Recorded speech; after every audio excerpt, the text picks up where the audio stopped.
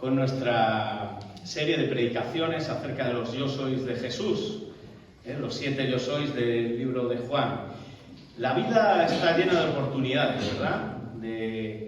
Tenemos retos por delante, decisiones que tomar, ¿verdad? Y bueno, en esta sociedad normalmente cuando uno tiene que aspirar a algo, pues tiene que esforzarse por abrir alguna puerta, alguna oportunidad, y quizá esa me lleve a otra. Eso puede ser en el plano laboral, puede ser en el plano personal, de tu desarrollo personal, ¿no?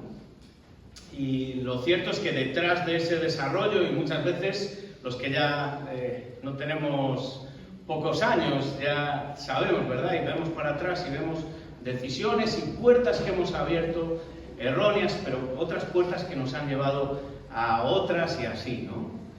Puertas cerradas, ¿no? Y esta sociedad nos llama a esforzarnos, ¿no? El que la sigue, la consigue. Y es cierto que la llave para todo, y el Señor también lo dice en su palabra, es el esfuerzo, la disciplina, todo eso nos ayuda, ¿verdad?, a conseguir las metas y los propósitos que nosotros nos podemos tener como persona, como familia, en tu plano personal o en tu plano laboral también. Así que ese esfuerzo y disciplina es algo que también las religiones usan. Si os dais cuenta, todas las religiones requieren de un esfuerzo y una disciplina para conseguir, pues, el paraíso, para conseguir la vida eterna, y todas las religiones, sea la que sea, el budismo, el islamismo, todas las que podáis pensar, incluso, desgraciadamente, algunas dentro de los llamados cristianismo, te dicen que tienes que hacer cosas para ganarte, y cuando te presentes delante de San Pedro, que es el que tiene las llaves, él te abrirá o no la puerta. Incluso el ateísmo, y si tenéis amigos ateos, incluso ellos bogan por un esfuerzo personal, por conseguir un reconocimiento, unos logros, que tu vida no pase simplemente por aquí, nacer, crecer y morir, sino que algo quede nuestro, ¿no? Aunque luego no haya nada y el propósito de tu vida sea simplemente eso. No sé si os han regalado algunas tacitas de los Mr. Wonderful. Son estas, no quiero hacer publicidad, pero son estas que dicen todo lo que te propongas lo vas a conseguir. Incluso a veces se escucha hasta desde los púlpitos. Ven al Señor, que el Señor te va a conceder todos tus deseos. Lo estoy diciendo entre comillas, no es que crea eso, ¿vale? Pero eso está dentro de nuestra sociedad, ¿verdad? Todo lo que te propongas lo puedes conseguir, pero la triste realidad es que no. Y ese lema de esfuérzate y sé feliz, la verdad es que luego se convierte en yo soy una buena persona, ¿no? Y bueno, cuando entras un poco en ese detalle de que nadie se cree, ni el asesino se cree mala persona, se cree que mató porque tiene sus justificaciones, el pecado se autojustifica. Si es algo tan poderoso es porque todos los pecados se autojustifican y el pecado mismo nos engaña el corazón. E incluso pues hay personas que dicen yo soy buena persona, eso es bastante habitual, y dicen depende con quién te compares, ¿no? Pero aún así, ¿haces todo perfectamente? No, yo hago cosas malas, pero las compenso con buenas. Robo mi trabajo, pero luego le doy a los pobres. Eso es una injusticia, eso no es justicia real, ¿no? Y en esa sociedad es la que nos encontramos, una sociedad de si quieres conseguir algo, esfuérzate y consíguelo, pero en realidad el intentar compensar esa balanza de lo que hago bien, lo que hago mal, para que realmente tu vida tenga cierto propósito, ¿no? Pero realmente Cristo hoy nos va a hablar de otra cosa totalmente diferente. Cristo nos va a decir, todo eso no vale de nada, sino que yo soy la puerta. Yo soy la puerta. Y Él va a darnos una solución a ese dilema que quizá tengas para solucionar ciertas carencias que todos tenemos en nuestras vidas. Y lo vamos a hacer a través de la palabra. Vamos a orar. Señor y Padre, gracias por este momento, por este privilegio que tenemos juntos con libertad, Señor, de abrir estas puertas, de predicar tu palabra, de escuchar tu voz, Señor.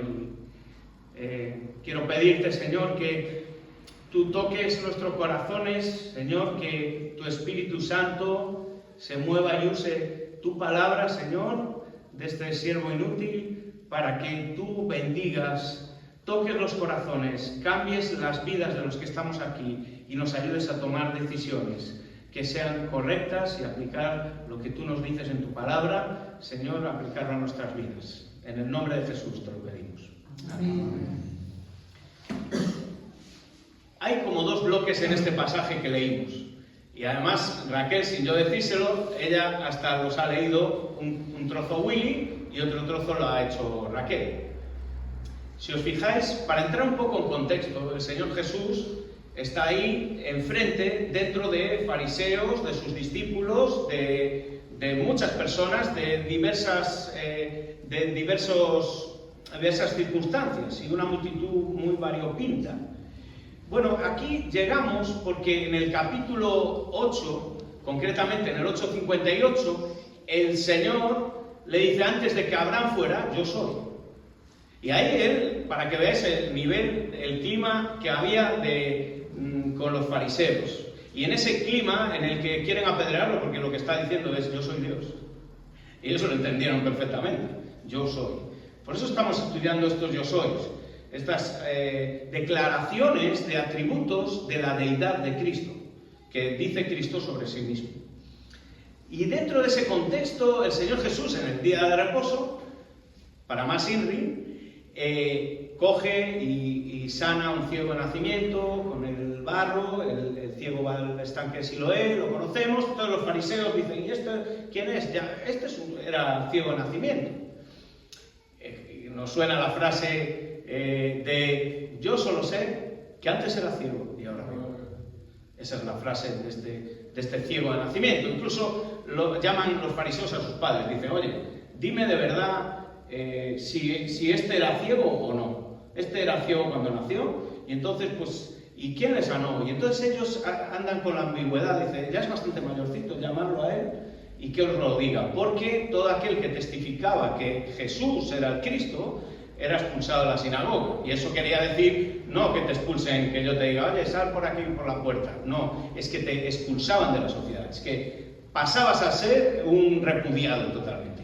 Y en ese contexto, después de este milagro, llaman al ciego y el ciego le dice: sí, efectivamente, él me sanó. Y lo expulsaron de la sinagoga, a este ciego. Y tiene un encuentro con el Señor Jesús, y este ciego dice: sí, yo creo en ti, y le adoró. Le creyó como Dios y le adoró. Solo a Dios adorarás. Él lo sabía muy bien, este ciego. Y en este contexto en el que estamos, el Señor Jesús viene y se pone enfrente de las personas y dice en versículo 1, 10, vamos a ver este primer bloque, del 1 al 6 y del 7 al 10. Así que el Señor Jesús les dice que el que no entra por la puerta del redil, sino por otra parte, ese es ladrón o salteador. Conocéis, ¿verdad?, lo que es un redil. El redil, aparte en Palestina y en los pastores de la zona oriente, son muy parecidos. En Galicia se hace igual, con piedras, y tienen una puerta donde entran las ovejas. Y lo que está diciendo el Señor Jesús es: hay algunos que intentan entrar al redil no por la puerta, y esos son los salteadores. ¿Quiénes son? Los fariseos.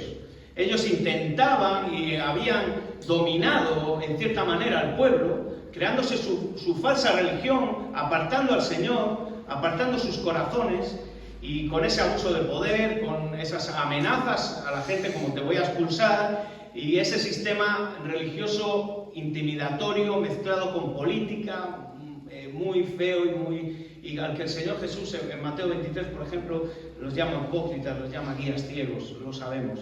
El Señor lo que está diciendo es que su corazón en realidad está lejos.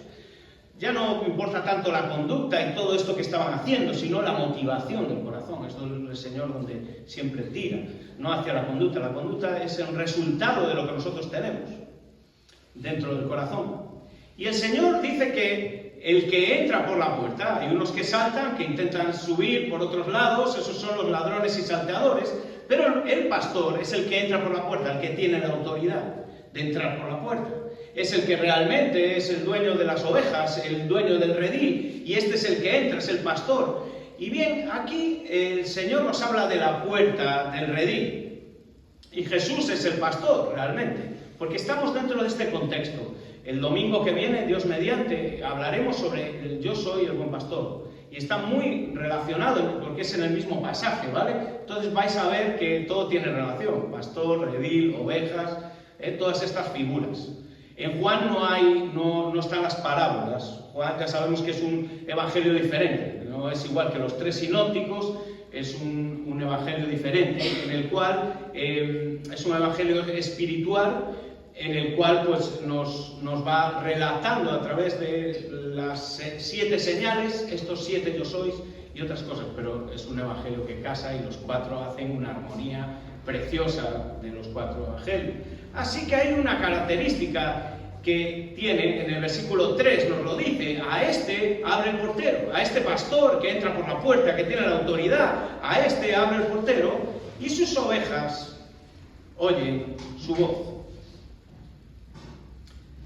Fijaros, tanto en el versículo 3, que nos dice que las ovejas escuchan, oyen su voz, y a las ovejas las llama por su nombre y las saca. Versículo 4, ¿por qué oyen su voz? Conocen su voz. Y en el versículo 5 dice que las ovejas no conocen la voz de los extraños. Fijaros cómo está hablando el Señor Jesús de características de las ovejas, de sus ovejas. Que ellas oyen su voz, conocen su voz y saben cuál no es su voz. Esas características que los creyentes tienen. Y aparte, el pastor les conoce por su nombre y las saca. Bueno, en los rediles no estaba exclusivamente un rebaño. Los rediles eran unos rediles grandes y un pastor que dejaban a alguien a la puerta. Entonces llegaba yo con mis ovejas, las dejo allí queda un portero que a veces era asalariado, le pagaban entre todos para que cuidara durante la noche y ellos se iban a descansar para el día siguiente. Pero entonces Willy trae a su rebaño también al mismo redil y lo pone, y Raquel también, y David, y cada uno lleva, y están las ovejas allí mezcladas. Pero cuando viene el pastor y les silba o les llama, las ovejas que son suyas salen. Esa es la idea, que está la figura que además ellos conocían. La Biblia está llena, ¿verdad?, de la figura de Dios como pastor, ¿verdad?, y de las ovejas. Y hoy mismo pues veíamos José, sus hermanos, cómo estaban pastoreando. Está la Biblia repleta. Pero Cristo tiene un conocimiento personal de ti. Cristo como pastor te conoce personalmente y tú conoces su voz. Por eso nosotros le damos mucha importancia a la palabra del Señor. Porque ¿cómo vas a conocer al Señor si no conoces su voz? ¿Y dónde está su voz? En la palabra del Señor. Es por eso que la estudiamos, es por eso que la predicamos, es por eso que nos interesa conocerla. ¿Para qué? Para conocer mejor al Señor, al pastor de nuestras almas. Esa es la razón, no es para que nos convirtamos en teólogos, porque no vamos a serlo, ni que tampoco tengamos muchísimo conocimiento por decir, enorgullecernos de que sabemos muchos versículos o sabemos muchas historias. Lo importante es que todo esto cale en nuestro corazón y vivamos y tomemos decisiones en nuestra vida diferentes. Así que las ovejas escuchan y oyen y el pastor tiene un conocimiento personal. Incluso leía que las ovejas en Palestina, los pastores conocen a sus ovejas, aunque tienen un montón. Para nosotros tú las ves y dices, estas son todas iguales. Una tiene una manchita negra, el otro... Pero con los ojos vendados vi un vídeo que fue espectacular. Y entonces le pasaban allí y decía, Manolito, fulanito, conocía a todos. Tenía su nombre, pero un montón de ellos. Y de hecho, en la pandemia, había un pastor que pasaba cerca de nuestra casa. Y yo iba con Joel, aprovechando, mi perro nunca paseó tanto, lo sacaba cada 10 minutos, y entonces nos íbamos y había un pastor que venía con los rebaños allí, en Los Dolores. Y venía, era un chico joven, 20, 30 años tendría así. Entonces, como Marcos, sí. Y entonces este chico venía por allí, claro, nosotros de verlo todos los días, pues entablamos cierta relación, ¿no? Y yo pues le hablaba, ¿no? Le decía, no, es que yo soy cristiano y veo en la Biblia siempre las ovejas, siempre tal. Y él lo sabía, ¿eh? Él dice, sí lo sé. Él me dice, ¿eres católico? Bueno, eso es otro tema. Pero la cuestión del pastorado, él conocía a todas. Entonces, cuando yo iba con él, que de aquella tenía pues 2 añitos y medio, así, o sea, entonces me decía, no, esta no. Esta igual le muerde, igual aquella, mira, ves aquella, esta, la otra. O sea, sabía la que se escapaba, sabía la que tenía, las conocía todas. O sea, que sí es una realidad esto, y sí lo conocían. Nosotros, los que somos más de ciudad, no lo conocemos tanto, pero ellos eran, al decirle el Señor Jesús esto, ellos rápidamente tenían esa visualización mental de lo que le estaba hablando. Así que Cristo dice que le saca, que la saca, va delante de ellas, versículo 4, ella va delante y las ovejas le siguen. ¿Por qué? Porque conocen su voz. Pero al extraño no siguen. ¿Por qué? Porque no conocen la voz de los extraños. Pero para eso es porque ellos conocen la voz de su pastor, lo que os decía antes. Por eso es tan importante. Hay muchas voces dentro del cristianismo, hay muchas voces dentro de las religiones, hay muchas voces dentro de la sociedad. Hay tanta y tanta comunicación hoy en día que cuál es la voz que tengo que escuchar. Vemos qué pasa con los bulos, que toda esta demasiado desborda la comunicación.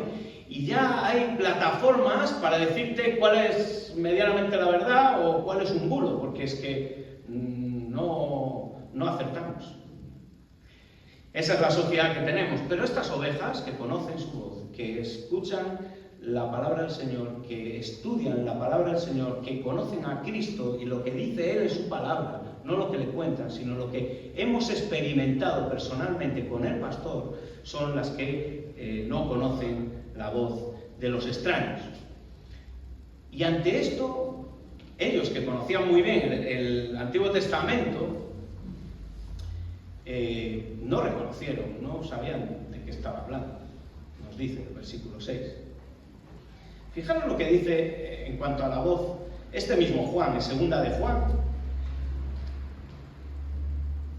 Tiene 13 versículos. En los versículos 9 y 10 dice: cualquiera que se extravía y no persevera en la doctrina de Cristo no tiene a Dios. El que persevera en la doctrina de Cristo, este sí tiene al Padre y al Hijo. Si alguno viene a vosotros y no trae esta doctrina, no lo recibáis ni le digáis bienvenido. Hasta ese punto. Fijaros cómo quiere proteger Juan, el mismo Juan, nos habla acerca de la doctrina y lo que estudiamos y lo que creemos acerca del Señor Jesús. Así que ellos, ¿por qué no entendieron bien? No entendieron bien esto. Porque no conocían el Antiguo Testamento. Porque tú lo lees y lo entiendes bien, ¿no? Podemos percibir perfectamente lo que la figura que Cristo está queriendo decirles, ¿no? Sin embargo, ellos no lo entendieron. El Señor como pastor está en toda la Biblia, pero hay una idea que está también en el Antiguo Testamento, que los fariseos habían separado durante esos 400 años y que ya no lo tenían tan cercano como el Salmo 23, eso sí. Que es que el pastor va a reunificar a sus ovejas haciendo un solo redil. Eso lo tenemos en Jeremías, Amós, Miqueas, Habacuc, Sofonías, Zacarías.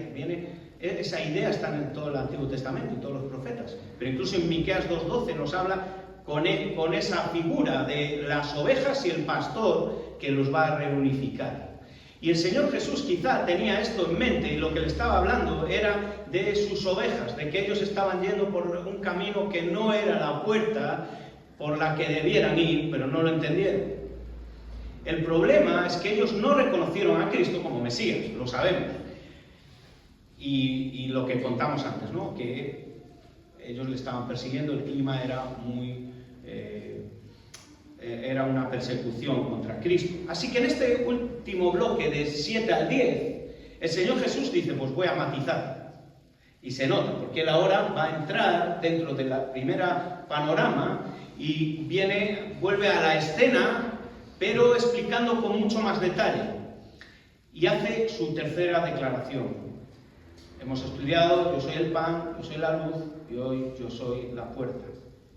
Yo soy la puerta. Como os decía antes, Juan es un evangelio espiritual y y es un evangelio muy teológico y muy apologético. Él mismo, en el capítulo 20-31, dice: todas estas cosas os escribo inspirado por el Espíritu Santo. ¿Para qué? Para que creáis que Jesús es el Cristo y creyendo tengáis vida eterna. Juan mismo dice, y en su evangelio, de hecho, hay más de 100 referencias a creer, a la palabra de creer, creyó, al verbo y a la esencia. Este evangelio lo que nos hace es creer, lo que nos quiere llevar es hacia esa apologética de la fe.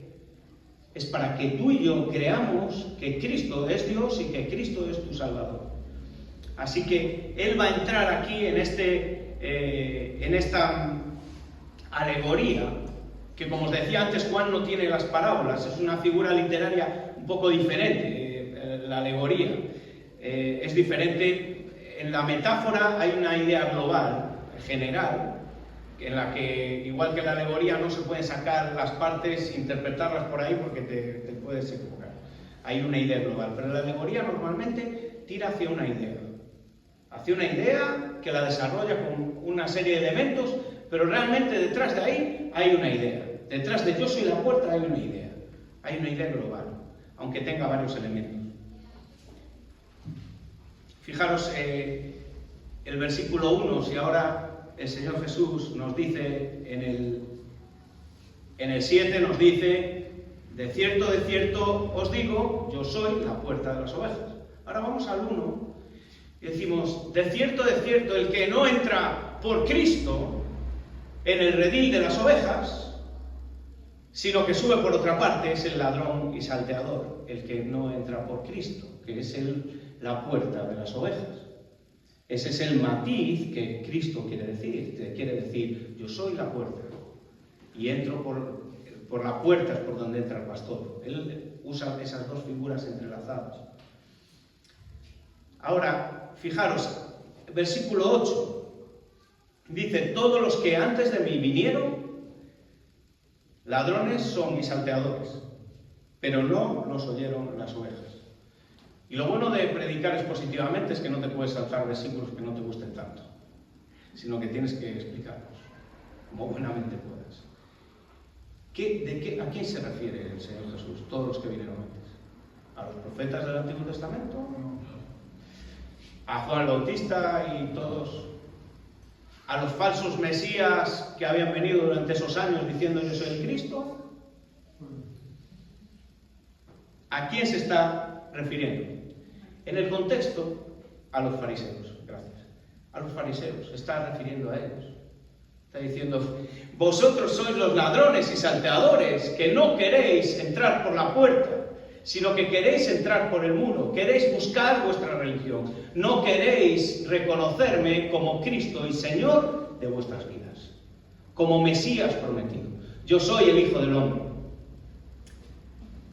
Así que no oyeron realmente los verdaderos discípulos. ¿Creéis que siguieron a estos fariseos? Ya lo sabemos, ya sabemos la historia. No lo siguieron. Dejaron todo por seguir a Cristo, porque creyeron que Él era el Mesías. Y lo dejaron. Ellos oyeron su voz, ellos no van a oír su voz, ellos van a reconocer, porque han reconocido al pastor de sus almas. Ahora, yo soy la puerta. Vivimos en un mundo inclusivo. Nos suena más que nunca lo de inclusivo, ¿verdad? ¿A qué sí? Inclusivo. Y el Señor Jesús hace una declaración exclusiva, excluyente.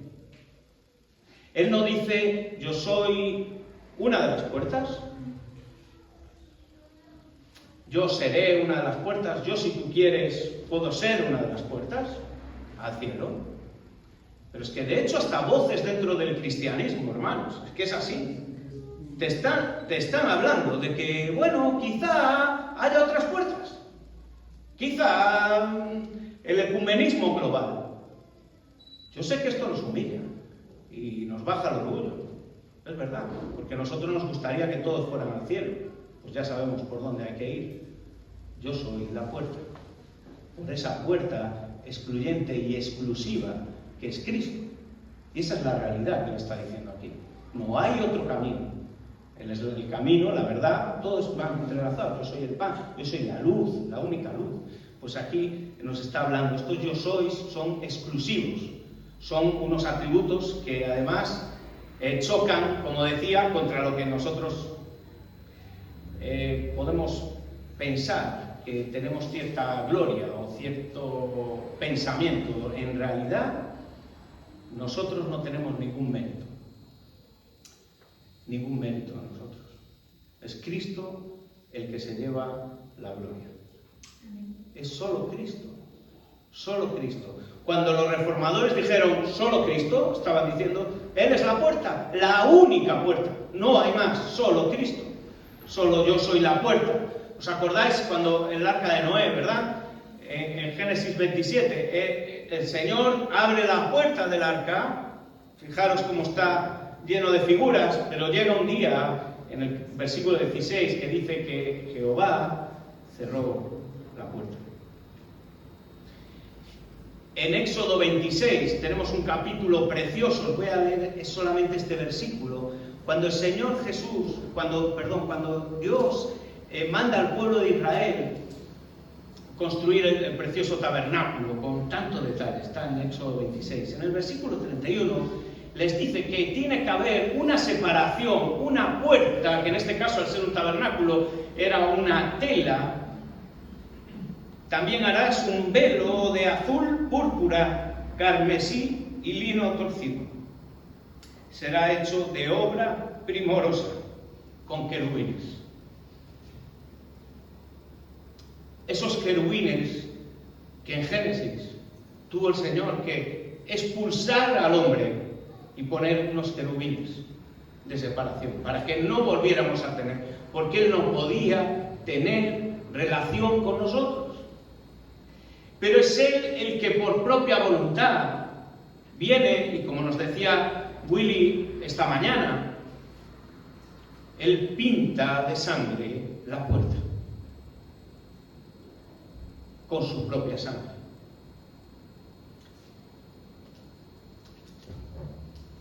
Marcos 15, versículo 34, lo conocemos. Y a la hora novena Jesús clamó a gran voz, diciendo, Eloi, Eloi, lama sabactani, que traducido es, Dios mío, ¿por qué me has desamparado? Y algunos de los que estaban allí, al oírlo, dicen, mira, llama a Elías. Y corrió uno y empapando una esponja en vinagre y poniéndola en una caña, le dio a beber, diciendo, dejad, veamos a ver si ven Elías a bajarle. Mas Jesús, dando una gran voz, expiró. Entonces el velo del templo se rasgó en dos. Yo soy la puerta. Él tuvo que derramar todas las gotas de la sangre, de su preciosa sangre, de un cordero sin mancha, porque no hay otro nombre debajo del cielo en quien podamos ser salvos. Y todo es gracias a Él, que Él vino y puso la puerta. Gloria a Dios por su amor. Porque si no ese redil no tendría puerta. No tendría puerta, hermano. Y eso es lo que costó a Jesús, el decir, yo soy la puerta, y el que por mí entrare será salvo. El apóstol Pablo lo dice fenomenal, entonces mejor en sus palabras que en las mías. En Efesios 2 nos habla de esta maravillosa salvación tan grande que Cristo compró en la cruz del Calvario por ti, por mí, por todos los que creemos, por todos los que igual que el pueblo de Israel se arrodillaron, hicieron, obedecieron y confiaron en la sangre. No hicieron nada, se quedaron en casa, pintaron la sangre y creyeron que esa sangre le iba a salvar. De la misma forma, nosotros no podemos hacer nada. Igual que Moisés levantó la serpiente en el desierto y por la fe, creyendo que mirando a esa serpiente levantada, de la misma forma nosotros creyendo sin hacer nada, somos salvos de la ira venidera. Y dice Pablo en Efesios 2, lo conocemos, este capítulo nos habla de la gracia maravillosa, ¿no? Efesios 2:8, lo conocemos. Vamos a leer desde el 4. Pero Dios, que es rico en misericordia, por su gran amor con que nos amó, aun estando nosotros muertos en pecado, nos dio vida juntamente con Cristo. Por gracia sois salvos. Y juntamente con Él nos resucitó y asimismo nos hizo sentar en lugares celestiales con Cristo Jesús para mostrar en los siglos venideros, hoy, a nosotros, las abundantes riquezas de su gracia, en su bondad para con nosotros, por Cristo Jesús. Porque por gracia sois salvos, por medio de la fe. Y esto no es nuestro, es un regalo del Señor, en la cruz del Calvario, ganándose y construyendo con esa madera una puerta y diciéndote hoy, yo soy la puerta. Si no has pasado por la puerta todavía, si todavía sigues jugando por fuera de la puerta, yo te animo, te invito, te insto a que te arrepientas y pases por la puerta. Eso sí, por la puerta no nos caben las mochilas. Es una puerta estrecha. Es una puerta en la que tienes que ir desnudo, como eres. Es una puerta pequeña en la que tienes que entrar de rodillas. Porque nada puedes hacer sino extender tu mano para que en la puerta el Señor Jesús te meta dentro, por la fe en Cristo. Y dice el Señor, y no miente, en el versículo 10, entraré y Él entrará y saldrá. Tendremos esa libertad de entrar y salir. Él es la puerta de nuestra vida, en la que entramos, en la que tenemos una relación con Dios. Como dice en Hebreos, ¿verdad? Ahora tenemos libertad en Cristo, gracias a la sangre de Cristo, Hebreos 10. Esa libertad que tenemos y hallarás pastos. Y no te quedarás tirado, independientemente de las circunstancias, hermanos, que no son muy bonitas en nuestra vida personal, en nuestro trabajo, en los problemas, y si no los tienes ya vendrán, pero hallarás pasto y tendrás vida, y vida en abundancia.